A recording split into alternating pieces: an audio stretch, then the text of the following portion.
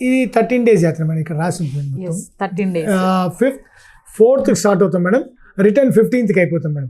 మార్చి 4th start అవుతుంది, మార్చి 15th end అయిపోతుంది. అలానే ఇప్పుడు ఫస్ట్ ఏసీ సెకండ్ ఏసీ ఎలానో ఖాళీ లేవు కాబట్టి మనం ప్రైజెస్ చెప్పాల్సిన అవసరం కూడా లేదు.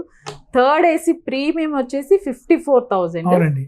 Third AC 50,000, sleeper 42,000. ఈ 13,000కి ఇవన్నీ అరేంజ్ చేస్తూ including breakfast, lunch, dinner, accommodation and ఈ కళ్యాణాలన్నీ కూడా చేస్తూ ఇవి చార్జ్ చేస్తాం. ఫస్ట్ శివపార్వతి కళ్యాణం, తదనంతరం సుబ్రహ్మణ్య స్వామి కళ్యాణం జనక్పురిలో.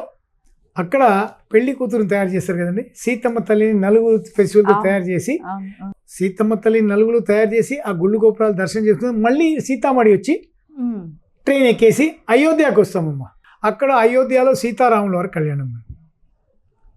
అంటే 3 కళ్యాణాలు అయిపోయినాయి. 3వ కళ్యాణం అంటే పెళ్లి కూతురు జనక్పూర్ నుంచి తీసుకొచ్చి ఏదో అయోధ్యలో వెళ్ళి కళ్యాణం చేసినట్టు కాకుండా శాస్త్రోక్తంగా అక్కడికి వెళ్ళి సీతమ్మ తల్లిని తీసుకొచ్చి మళ్ళీ అక్కడి నుంచి బయలుదేరిన తర్వాత నైమిషారణ్యం వెళ్తామండి.